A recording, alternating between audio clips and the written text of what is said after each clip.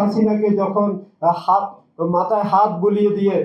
যখন মোদী সরকার কসাই সরকার যখন এদেশে ভারতীয় আধিপত্য বিস্তার করেছিল, আমরা দেখেছি আসলে আমাদের বিবেকে রক্তক্ষরণ হচ্ছে যখন আমরা দেখেছি সীমান্তে আমাদের অরক্ষিত সীমান্তে আমাদের ভাই জওয়ান ভাইদের উপরে নির্বিচারে তাদেরকে হত্যা করা হয় এবং সীমান্তে পুশিং যে অন্য দেশের নাগরিককে বিভিন্ন সীমান্ত দিয়ে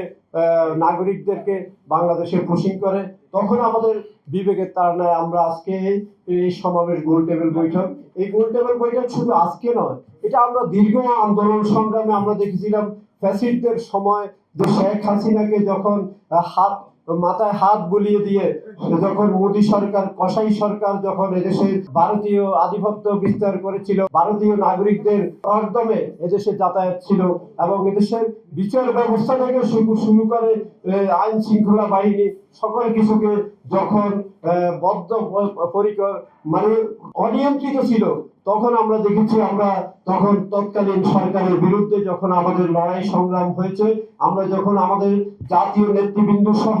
আমাদের যে বিবেকবান মানুষগুলো যখন রাজপথে নেমে এসেছিল, তখন কি নির্বিচারে তাদেরকে হত্যা করেছে, তাদের উপর গুল্লি বর্ষণ করেছে এবং তাদেরকে গুম করা হয়েছে, খুন করা হয়েছে, তাদের গদ ছাড়া বাড়ি ছাড়া করা হয়েছে। তারপরে আমাদের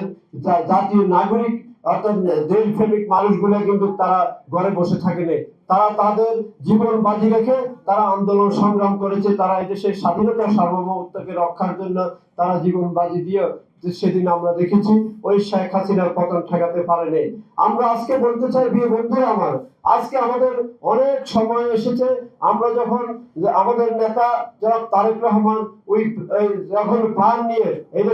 এদেশে যখন আগমন ঘটেছে বা ঐতিহাসিক প্রত্যাবর্তন হয়েছে,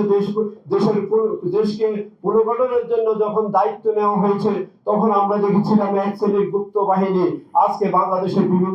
বিভিন্নভাবে তারা দেশ বিরোধী ষড়যন্ত্রে মেতে উঠেছে। গত পরশুদিন আমরা দেখেছি জাতীয় সংসদে 2026-2027 জাতীয় বাজেট পাস হয়েছে। সেই বাজেটকে তামাক এবং মদের দাম বাড়িয়ে দেওয়া হয়েছে। এটাই গুপ্ত বাহিনীর এটা সহ্য হয়নি এবং এটা নিয়ে তারা অনেক সমালোচনা করেছে। আমরা দেখেছি এই সরকার হচ্ছে জনবান্ধব সরকার, এই সরকার হচ্ছে জনগণের সরকার। এই সরকার যখন নিত্য পূর্ণ দাম যখন কমিয়েছে, অর্থাৎ তারপর শুল্ক প্রত্যাহার করা হয়েছে, তখন দেখেছি আমরা এক শ্রেণীর লোক তারা বলছে যে এই বাজেট জনগণের বাজেট নয়, এই বাজেট উচ্চ বিলাসী বাজেট। আমি মনে করি এই বাজেট হচ্ছে প্রান্তিক কৃষকদের, অর্থাৎ আমাদের যে নাগরিক সমাজ, অর্থাৎ আমরা যে নিম্ন আয়ের মানুষদের বাজেট। এই বাজেটকে ঐতিহাসিক বাজেট বলতে হবে, কারণ আমাদের এই সরকার নতুন সরকার এসেছে, এই সরকারের প্রথম বাজেট হচ্ছে 2026-2027 বাজেট। এই বাজেটকে আমরা সুফল হয়ে আনতে হলে আমাদের নাগরিকদের অর্থাৎ বেকারদেরকে কর্মসংস্থানে উদ্যোগী নিতে হবে এবং আমাদের ব্যবসা বাণিজ্য বাড়াতে হবে, বিদেশি বিনিয়োগ বাড়াতে হবে।